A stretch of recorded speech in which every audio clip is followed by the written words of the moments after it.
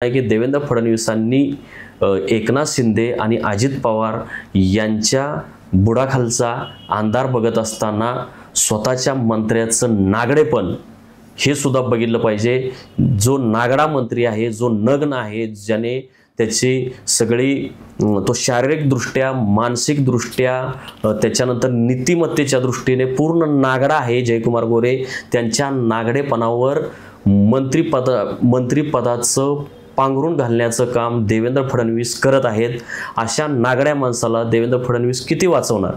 म्हणजे तुम्ही दुसऱ्या आपल्या मित्रपक्षातल्या दुसऱ्या मंत्र्यांना तुम्ही त्यांची पितळ उघडे पाडताय, पण आपल्या मंत्र्याचं तुम्ही पितळ का झाकून ठेवताय? त्याचा नागडेपणा त्याने त्या मंत्री स्वतःच नागडा होतोय, परंतु देवेंद्र फडणवीस मात्र त्याच्या नागडेपणावर मंत्रिपदाचं कापड झाकतायत, त्याला सावरून नेत आहेत।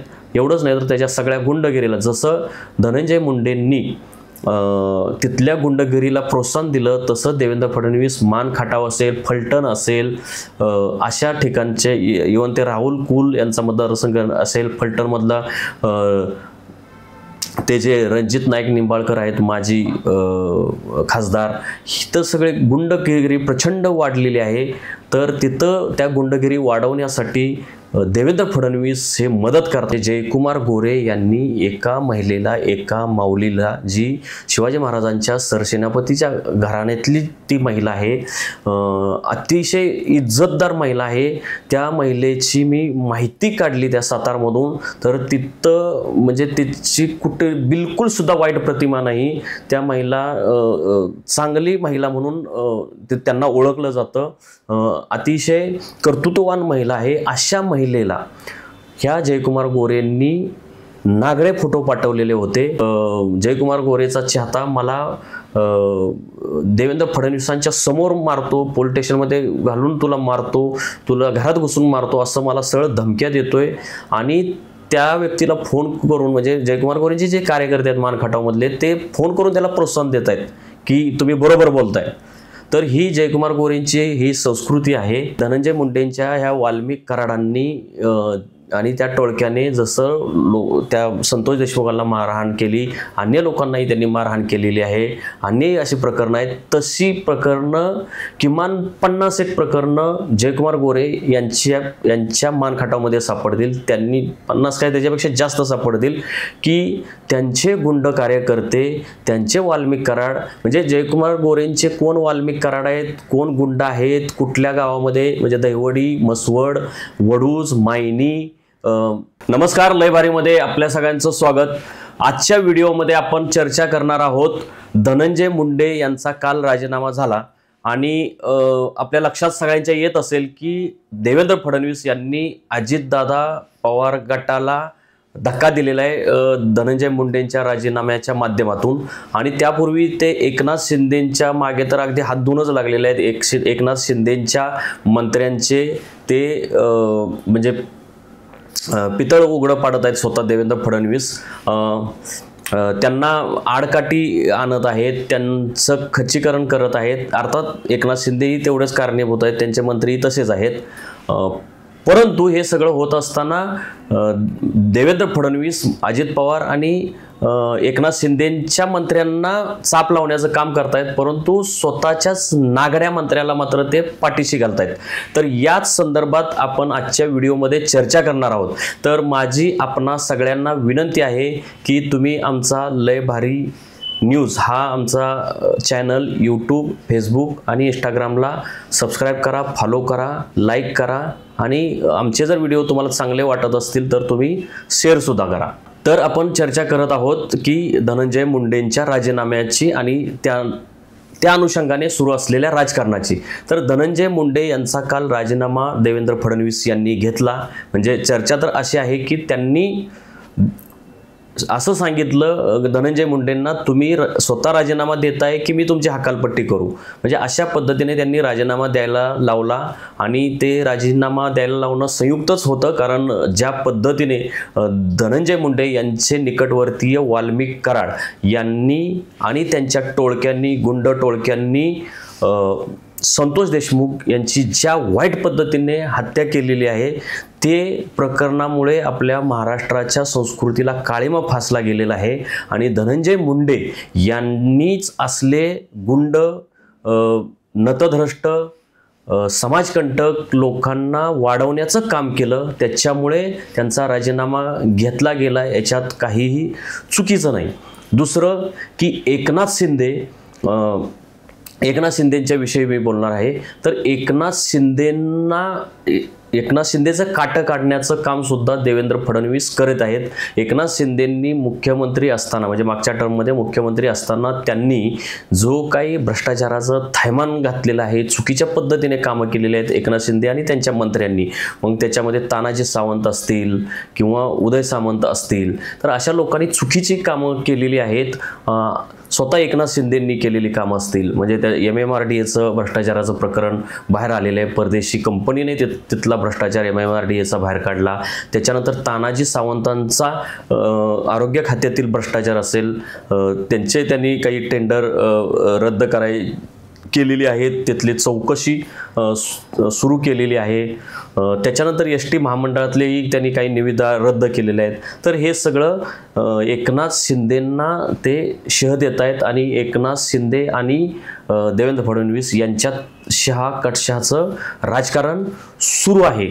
परंतु म्हणजे हे चांगलंच आहे, कारण एकनाथ शिंदेंनी ज्या पद्धतीचा एकनाथ शिंदे आणि त्यांचे जे मंत्री आहेत ते भ्रष्टाचारी आहेत, स्वार्थी हेतूनेच त्यांनी उद्धव ठाकरेंचा पक्ष फोडलेला आहे. तो पक्ष सोडून ते इकडं आलेले आहेत. त्यामुळे त्यांना मंत्रिपद घेणं, मंत्रिपदाच्या माध्यमातून स्वतःच्या तुंबड्या भरणे, स्वतःचं म्हणजे सत्ता आणि पैसा याचाच खेळ एकनाथ शिंदेंचे मंत्री सगळे करतायत. आणि अजितदादांचे सुद्धा मंत्री आणि स्वतः अजितदादा सुद्धा तसेच आहेत. म्हणजे एकनाथ शिंदे आणि अजितदादा हे भ्रष्टाचारांसाठी म्हणजे भाऊ असल्यासारखीच स्थिती आहे. त्याच्यामुळे एकनाथ शिंदेंना देवेंद्र फडणवीस गेले काही दिवस चांगल्या प्रकारे चाप लावण्याचा प्रयत्न करतायत. आणि आता धनंजय मुंडेंच्या निमित्ताने सुद्धा आता हे समोर आलंय की देवेंद्र फडणवीस हे अजितदादांना सुद्धा दाबतायत. म्हणजे जे आपले मित्रपक्ष आहेत त्या मित्रपक्षांना नियंत्रणात ठेवण्याचं काम ते करत आहेत. आता मुद्दा असा आहे की देवेंद्र फडणवीस स्वतः मात्र कसे आहेत. तर देवेंद्र फडणवीस यांनी एकनाथ शिंदे आणि अजितदादांच्या मंत्र्यांना असा शह दिलाच पाहिजे. जे नालायक मंत्री असतील, जे भ्रष्टाचार करू पाहत असतील, तर त्यांनी वटणीवर आणलंच पाहिजे, त्यांच्यावर वचक ठेवलीच पाहिजे, त्यांच्यावर नियंत्रण ठेवलंच पाहिजे. तुमचं महाराष्ट्र कौतुक करेल.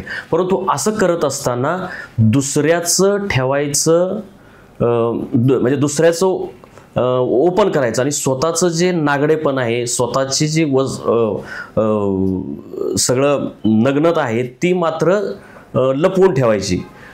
आता हे इतका झाल शब्द, इतका वाईट शब्द मी का वापरतोय, कारण त्यांचा जो एक नागडा मंत्री आहे, नागडा मंत्री म्हणजे का, तर त्या माणसाने त्या मंत्र्याने म्हणजे जयकुमार गोरे यांनी एका महिलेला, एका माऊलीला, जी शिवाजी महाराजांच्या सरसेनापतीच्या घराण्यातली ती महिला आहे, अतिशय इज्जतदार महिला आहे, त्या महिलेची मी माहिती काढली त्या सातारमधून, तर तिथं म्हणजे तिची कुठे बिलकुल सुद्धा वाईट प्रतिमा नाही. त्या महिला चांगली महिला म्हणून त्यांना ओळखलं जातं. अतिशय कर्तृत्ववान महिला आहे. अशा महिलेला ह्या जयकुमार गोरेंनी नागडे फोटो पाठवलेले होते आणि त्यासाठी त्या महिलेला प्रचंड संघर्ष करावा लागलेला आहे.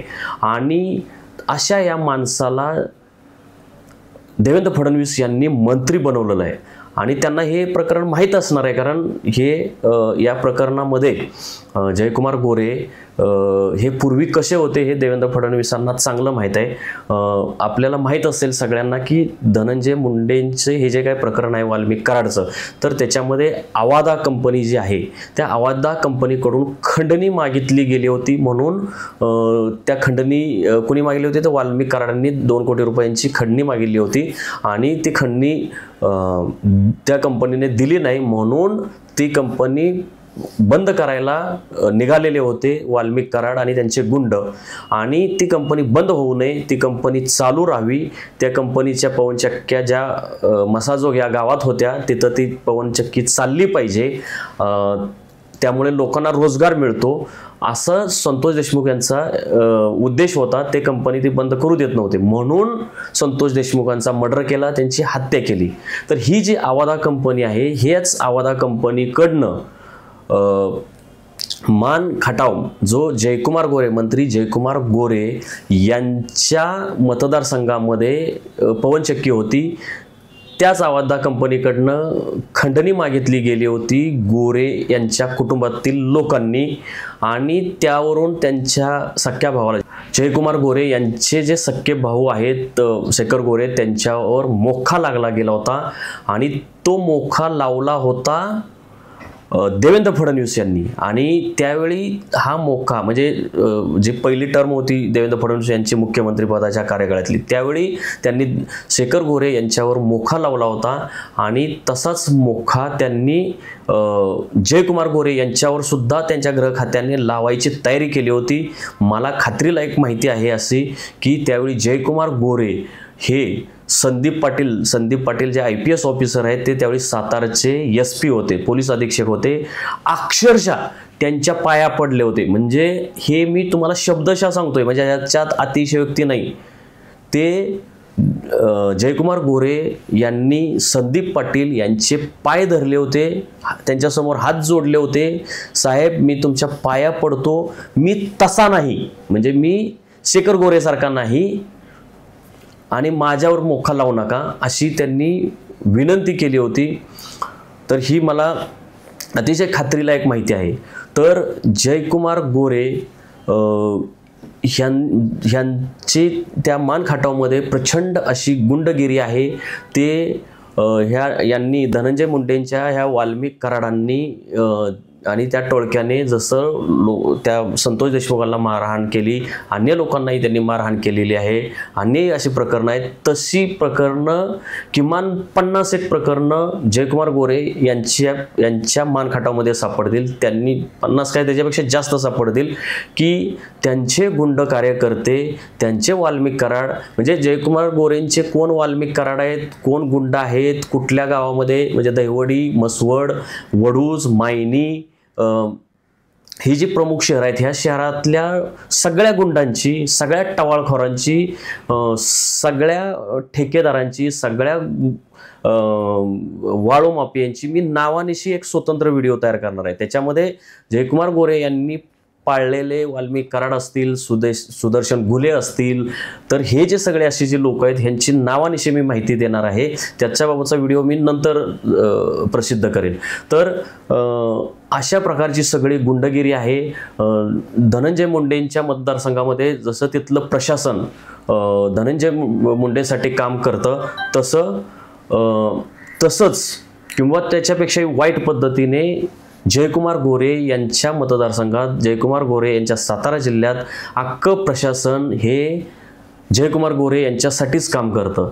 तिथले प्रांत असतील, तहसीलदार असतील, तिथले पोलीस ठाण्याचे प्रमुख असतील, तिथले कृषी अधिकारी असतील, तिथले BDO असतील, तिथले नगरपालिकांचे CO असतील, तिथले ग्रामसेवक असतील, हे सगळे ह्या जयकुमार गोरे, त्यानंतर जयकुमार गोरेंनी तयार केलेले वाल्मिक कराड, जयकुमार गोरेंनी तयार केलेले सुदर्शन घुले यांच्यासाठीच काम करतात. तिथं कुणीही सुसंस्कृत, सभ्य आणि कायद्याला मानणारा, कायद्यानुसार काम करणाऱ्या माणसांना प्रशासन तिथलं अजिबात सहकार्य करत नाही.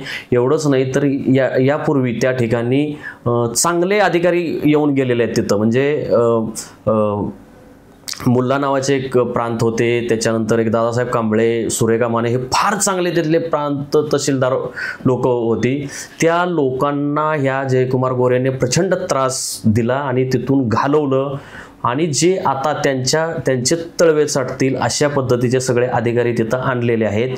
आणि जयकुमार गोरे यांचं काय वाळू माफियाची प्रकरणं असतील, माती माफियाची प्रकरणं असतील, तिथले निघणारं कुठलंही काम असू द्या, ते काम जयकुमार गोरेंचे एक सोमनाथ भोसले नावाचा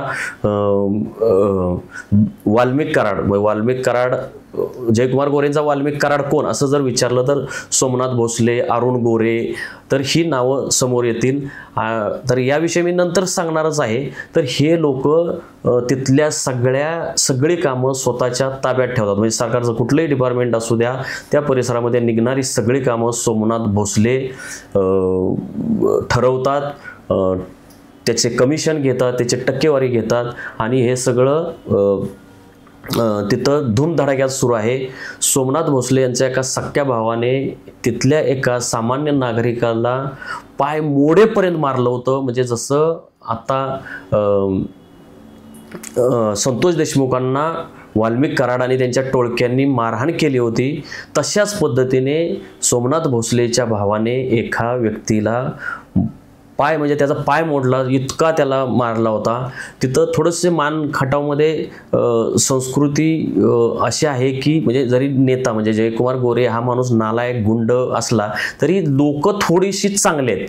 म्हणजे त्याच्यामुळं ते ग्रस्त वाचले. म्हणजे त्या सोमनाथ भोसलेच्या बरोबर सोमनाथ भोसलेचे जे भाऊ होते त्याच्याबरोबर आणखी काही जर गुंड 2-4 असते तर त्या बिचाऱ्या ज्याला मारहाण केली त्या बिचाऱ्याचा सुद्धा संतोष देशमुख झाला असता. आणि अशी प्रकरणं खूप आहेत. म्हणजे मसवडमधल्या काही गुंडांनी तिथं बाळूधट नावाचा एक गुंड मोठा आहे आणि त्याने तिथं फार गुंड पाळलेले आहेत त्या मसवडमध्ये. त्यांनी सुद्धा इलेक्शन काळामध्ये काशीनाथ रूपनवर नावाच्या एका कार्यकर्त्याला, एका सामान्य शेतकऱ्याला प्रचंड मारहाण केली होती. आणि मी स्वतः त्यावेळी तिथं गेलो होतो. त्या काशीनाथ रूपनवरांची मी म्हणजे बाईट घेणार होतो, पण ते इतके घाबरले होते. मी म्हणलं पोलीस स्टेशनला जाऊन तक्रार करा. तर ते बोलले की मी जर पोलीस स्टेशनला गेलो तर पोलीस मलाच अटक करतील. म्हणजे पोलिसांवर सुद्धा लोकांचा विश्वास राहिलेला नाही. आणि इतरांचं सोडून द्या, मी स्वतः इलेक्शन कव्हरेज करायला गेल्यानंतर तिथं वरकुटे मलवडे नावाच्या गावामध्ये किरण जाधव नावाचा वाळू माफिया आणि त्यांची गँग जवळजवळ 50 जण त्या भर बाजारात माझ्या अंगावर आले होते. इथं शूट करायचं नाही, तुम्हाला आम्ही मारहाण करू. म्हणजे आणि तो व्हिडिओ मी टाकलेला आहे, हा म्हणजे पब्लिक डोमेनमध्ये हा व्हिडिओ आहे. तर तो माझ्या अंगावर आला होता. ते प्रकरण झाल्यानंतर तिथल्या पोलिसांनी त्याच्यावर कारवाई करायला पाहिजे, परंतु पोलिसांनी कारवाई केलेली नाही. याचं कारण असं की पोलीस काय करतात की जयकुमार गोरे यांचे गुंड असतील, जयकुमार गोरे यांचे नालायक माणसं असतील, जयकुमार गोरे यांचे सुदर्शन घोले, वाल्मिक कराड असतील, यांच्या संरक्षणासाठीच ते पोलीस आहेत. आणि दहिवडीतलं जे मी मगाशी सांगितलं की बिदालमधल्या त्या सोमनाथ भोसलेच्या भावाने एका निरपराध व्यक्तीला मारहाण केली होती. तर तिथल्या जे पोलीस ठाण्याचे जे प्रमुख होते त्यांचं नाव अक्षय सोनवणे. म्हणजे हे अक्षय सोनवणे आता मसवडच्या पोलीस ठाण्यात प्रमुख म्हणून त्यांनी बदली करून घेतलेली आहे. तर हे अक्षय सोनवणेंना सुद्धा लाज वाटली पाहिजे की आपण आपली बदली ही सरकारी पद्धतीने होऊन द्यायला पाहिजे होते. जिथं मिळेल तिथं पोस्टिंग त्यांनी जायला पाहिजे होतं, पण त्यांनी शेजारचंच पोलीस स्टेशन घेतलेलं आहे. का त्यांना ते पोलीस स्टेशन मिळालेलं आहे तर ते जयकुमार गोरे यांचे तळवे चाटतात. जयकुमार गोरे यांना हवं तशा पद्धतीच्या सगळ्या गोष्टी गुन्हेगारी जयकुमार गोरे आणि त्यांच्या टोळक्यांचे जे गुन्हेगारी आहे त्याला सपोर्ट करण्याचं काम हे अक्षय सोनवणे करतात. आणि दुसरं असं की ते जयकुमार गोरेंकडून जे झालेलं त्याच्या गाडीने दोघांना उडवलं होतं, दोघांचा मृत्यू झाला होता, ती केस या अक्षय सोनवणेंनी दाबून टाकलेली आहे. ज्या निरपराध व्यक्तीला मारहाण केली सोमनाथ भोसलेंच्या भावाने त्या केसचं त्यांनी ती केस सुद्धा दाबलेली आहे. आणि असा हा अक्षय सोनवणे म्हणजे त्यांना लाज वाटली पाहिजे. ह्या अक्षय सोनवणेंना ते तिथंच बाजूचं पोलीस स्टेशन तुम्ही घेता. जयकुमार गोरे सारख्या गुंड व्यक्तीकडे कुठलाही अधिकारी काम करणार नाही. तालुक्यात यायला सगळे लोक नको म्हणतात आणि हा तिथं स्वतःहून काम करायला तिथंच मसवड पोलीस स्टेशन जातात. आणि माझं एक म्हणणं आहे त्या अक्षय सोनवणेंना की तुम्ही काय त्यांचे तळवे चाटायचे ते तळवे चाटा, त्यांचे पाय धुवून पाणी प्या, परंतु एक काम करा, तुम्ही जे तुमचा एक फोटो आहे पब्लिक डोमेनमध्ये, तुम्ही डॉक्टर बाबासाहेब आंबेडकरांच्या समोर हात जोडून उभे आहात, तर तो फोटो तेवढा पब्लिक डोमेनमधून काढून टाका. कारण तुम्हाला लाज वाटली पाहिजे. तुम्ही बाबासाहेब आंबेडकरांच्या पुतळ्यासमोर हात जोडून उभे राहिलेले आहात आणि बाबासाहेबांनी जी घटना लिहिलेली आहे, बाबासाहेबांनी जो कायदा शिकवलेला आहे, बाबासाहेबांनी जो संदेश दिलेला आहे, कायद्याचं पालन करा. तुम्ही त्याच कायद्याची प्रतारणा करताय, तुम्ही तुमच्या खाकी वर्दीची प्रतारणा करताय, तर तुम्हाला लाज वाटायला पाहिजे. दुसरे ते जे SP आहेत ते SP सुद्धा असेच आहेत. ते जयकुमार गोरे यांचेच तळवे चढतात आणि अगदी म्हणजे असे त्यांच्याविषयी ऐकलं की ते जयकुमार गोरेंचे बंगल्यावर जे कुत्रे पाळलेले आहेत त्या कुत्र्याला बिस्किटं घेऊन जात असतात हे SP समीर शेख. त्यांना काय आंब्याच्या वगैरे पेटी आंब्याची गिफ्ट घेऊन जात असतात. हे जर असले IPS ऑफिसर असतील तर महाराष्ट्रात गृह खात्याची काय अवस्था होणार आहे बरं. हे देवेंद्र फडणवीसांनी ह्या माणसाला ह्याच्या गुंडगिरीला उत्तेजन दिलेलं आहे. त्यांना प्रोत्साहन देतात, त्यांना मंत्री बनवतात आणि त्यांच्या गुंडगिरीला प्रोत्साहन मिळावं म्हणून SP समीर शेख सारखा दुबळा SP तिथं नेमला जातो. त्या समीर शेख यांनी जयकुमार गोरेंचे जे कांड आहेत मायनी कॉलेजमधले, म्हणजे मायनी कॉलेजमध्ये त्यांनी प्रचंड घोटाळे केलेले आहेत. मृत लोक जिवंत दाखवून पैसा हडपलेला आहे.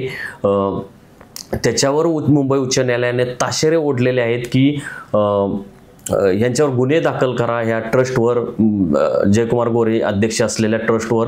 परंतु हे SP गुन्हे दाखल करायला तयार नाहीत.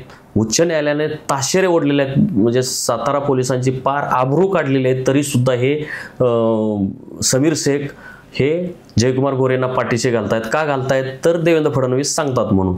आता याच मायनी कॉलेजचा दुसरा एक खटला सर्वोच्च न्यायालयापर्यंत गेलेला होता. सर्वोच्च न्यायालयाने म्हणजे ते कॉलेज वाद आहे 2 ट्रस्टमध्ये, तर त्या दुसऱ्या ट्रस्टला काम करता येऊ नये म्हणून हा जयकुमार गोरे त्रास देतात. तर हे ट्रस्ट आणि दुसरे कर्नाटकातलं ट्रस्ट आहे, त्या दोन्ही ट्रस्टच्या अध्यक्षांसाठी त्यातले म्हणजे इकडच्या ट्रस्टचे अध्यक्ष जयकुमार गोरे आहेत. तर त्या आणि ह्या दोन्ही ट्रस्टसाठी सर्वोच्च न्यायालयाने असं म्हटलेलं आहे की जनावरांवर भुंकणारे कुत्रे आहेत हे. म्हणजे जयकुमार गोरेंना सर्वोच्च न्यायालय म्हणतं जनावरांवर भुंकणारा कुत्रा. त्याच्यानंतर तो जयकुमार गोरे एका सरसेनापतीच्या महिलेला स्वतःचे नागडे फोटो पाठवतो. अतिशय सभ्य महिला आहे, ज्यांची समाजामध्ये चांगली मान सन्मान होता. अशा महिलेला ह्या जयकुमार गोरेंनी स्वतःचे नागडे फोटो पाठवले आणि त्या महिलेविषयी त्यांनी अतिशय अपप्रचार केलेला आहे. अतिशय म्हणजे त्या मानखटावमध्ये त्यांनी म्हणजे बाबा जयकुमार गोरे यांनी का नागडे फोटो पाठवले, तर त्याने असं एक तयार केलेलं आहे. त्याच्या कार्यकर्ते उघडपणे बोलतात. म्हणजे माझ्या गावातले जयकुमार गोरेचे काही त्यांच्या कुटुंबातले निकटवर्ती मला बोललेले अशी गोष्ट होती की त्या बाईंचं आणि जयकुमार गोरेंचे काहीतरी संबंध होते पूर्वी. ते दुबईलाही गेले होते. परंतु ज्यावेळी मी मुलाखत घेतली त्या महिलेची, तर जयकुमार गोरे आणि ती महिला कधीही आयुष्यात एकत्र एकांतात कधीच भेटलेले नाहीत. एकूण 3 भेट झालेल्या होत्या. पहिली भेट ही सकाळ वृत्तपत्राच्या जाहीर कार्यक्रमामध्ये भेट झालेली होती. दुसरी भेट ही जयकुमार गोरे यांनी जे जनता दरबार भरवलेला होता, तिथं अनेक लोक होते, तिथं दुसरी भेट झालेली आहे. आणि तिसरी भेट ही कोर्टातच डायरेक्ट झालेली आहे. आणि म्हणजे बघा, त्या महिलेची आणि जयकुमार गोरेची कधी भेट नाही. आणि हा नालायक हरामखोर बदमाश जयकुमार गोरे आणि त्याचे टोळके असा अपप्रचार करतात की म्हणजे त्या दोघांचे संबंध आहेत. अरे जर कधी एकांतात भेटलेच नाहीत, कधीच हे झालं नाही, तर कसे संबंध होतील. आणि एवढंच नाही तर दुबईला गेले होते. अरे दुबईला त्या माऊलीने मला सांगितलं, म्हणजे ही सगळी इंटरव्ह्यू तुम्ही बघा, ती माऊली सांगते की माझा पासपोर्टच नाही आहे, मी अजून पासपोर्ट काढलेला नाही. आणि हे जयकुमार गोरे म्हणजे आता मी पत्रकार आहे, मला आवाज आहे, पत्रकार सरस्वती आमच्यावर मेहरबान आहे, लिखाणातून असेल बोलण्यातून असेल, मी जयकुमार गोरेंवर टीका करू शकतो, जयकुमार गोरे काय कुणावरही टीका करू शकतो पत्रकार या नात्यानं. असं असताना जयकुमार गोरे यांचे टोळ भैरव माझ्यावर अतिशय खालच्या गलिच्छ भाषेमध्ये शिव्या घालतात, आई बहिणीवरून शिव्या देतात, अपप्रचार करतात, मारून टाकण्याच्या धमकी देतात. एक जण तर जयकुमार गोरेचा चाहता मला देवेंद्र फडणवीसांच्या समोर मारतो, पोलीस स्टेशनमध्ये घालून तुला मारतो, तुला घरात घुसून मारतो, असं मला सरळ धमक्या देतोय. आणि त्या व्यक्तीला फोन करून म्हणजे जयकुमार गोरेंचे जे कार्यकर्ते आहेत मानखटावमधले ते फोन करून त्याला प्रोत्साहन देत आहेत की तुम्ही बरोबर बोलताय. तर ही जयकुमार गोरेंची ही संस्कृती आहे.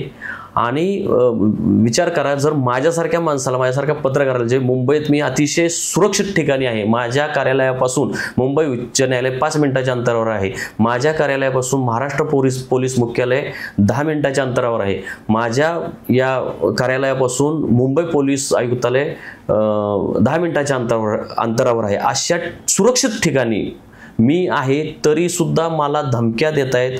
आणि तो जो धमक्या देणारा माणूस आहे, काल त्याने मला दिवसभर धमक्या देत होता, तो आत्ता या क्षणाला तो मुंबईत आलेला आहे मला मारण्यासाठी. तर बघा, हे जयकुमार गोरेंनी घडवलेले कार्यकर्ते स्वतः कसे वागतात, जयकुमार गोरे स्वतः कसे वागतात, त्यांचे कार्यकर्ते कसे वागतात आणि वाईट प्रवृत्तीला प्रोत्साहन कसे देतात. आताही मी ज्यावेळी ही व्हिडिओ सुरू करायच्या अगोदर बघत होतो, तर एका ग्रुपवर एक मिनिट मी सांगण्याचाही प्रयत्न करतो. त्या ग्रुपवर ठीक आहे नंतर बघू. तर त्या ग्रुपवर मला मारण्याची धमकी एक जण देतोय. तिथं शेखर पाटोळे, पिंटू काळेल नावाचे काही नराधम आहेत, बदमाश लोक आहेत की जे धमक्या देत आहेत मारण्याचे. आणि कल्पना करा की ती जी महिला आहे तर तिची त्यांनी किती बदनामी केली असेल. म्हणजे मी पत्रकार असूनही म्हणजे त्यांनी समजा माझी एक व्यक्तीजवळ बदनामी केली, माझ्याविषयी अपप्रचार एक व्यक्तीजवळ केला, परंतु मी जयकुमार गोरेंचा भ्रष्टाचार, त्यांचं पितळ उघडं पाडणारा एक व्हिडिओ माझा 1000, लाख, 2 लाख, 4 लाख लोकांजवळ जातो.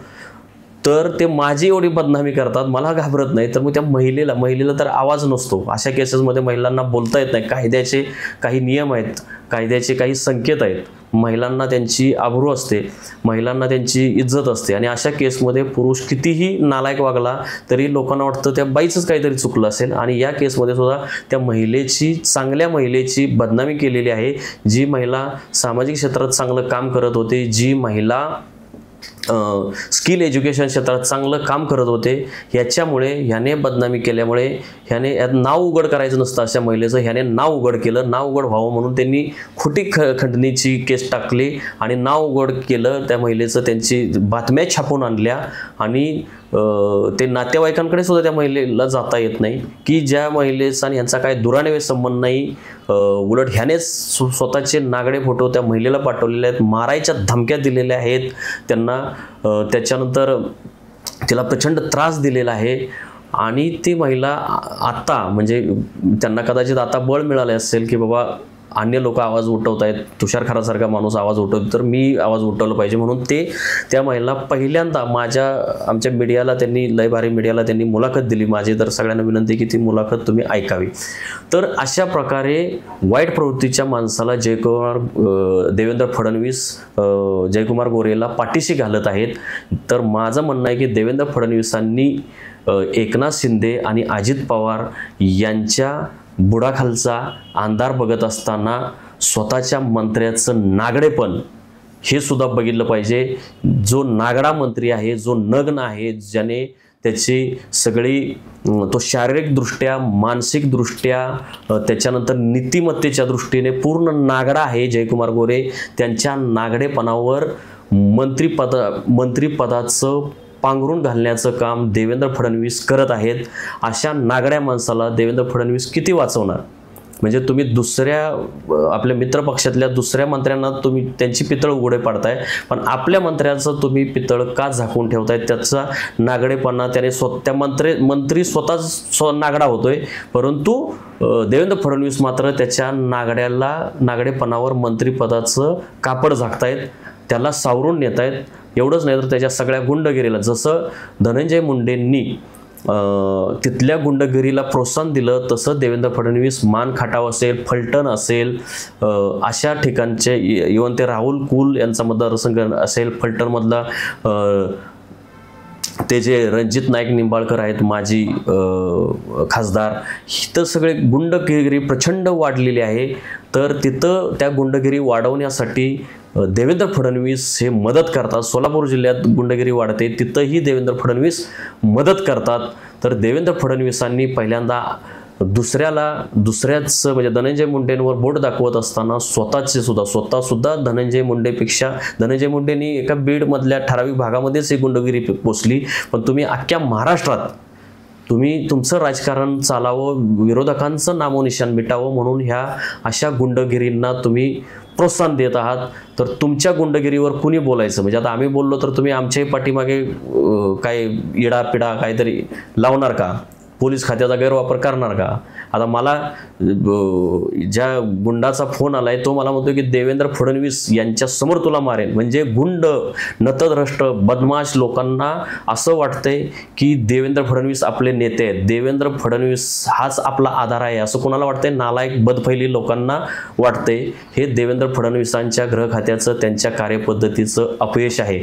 देवेंद्र फडणवीसांनी म्हणजे जो माणूस कालपासून मला शिव्या देतोय, त्याचे मी व्हिडिओ टाकतोय आणि तो इथं मला मारायला मुंबईत आलाय, त्याला अद्याप अटक सुद्धा करण्याचं सौजन्य देवेंद्र फडणवीसांनी दाखवलं नाही. ते पहिलाच व्हिडिओ पब्लिश झाल्यानंतर देवेंद्र फडणवीसांच्या कार्यालयाने फोन करायला पाहिजे होता पोलीस स्टेशनला, MRA मार्गला, आणि त्याला अटक करायला लावायला पाहिजे होतं. मी स्वतः MRA मार्ग पोलीस स्टेशनला फोन केला. तिथले जे सिनियर PI आहेत त्यांनी मला काल चांगलं माझ्याशी ते बोलले, तुम्ही बोलले या एक ॲप्लिकेशन द्या. मग ते ॲप्लिकेशन वगैरे काल ते धनंजय मुंडेंचं सगळं हे प्रकरण असल्यामुळे मला ॲप्लिकेशन लिहायला उशीर झाला. रात्री 8 वाजल्या. मी ते लिहिलं. रात्री मी जाणार होतो पोलीस स्टेशनला, पण ते मला बोलले की सकाळी या. तर मी आज तिकडे जाणार आहे. आणि परंतु मला विश्वास नाही, मला खात्री नाही की त्याच्यावर, त्या गुंडावर गुन्हा दाखल वगैरे होईल म्हणून. तर बघूया आपण काय होतंय ते. धन्यवाद.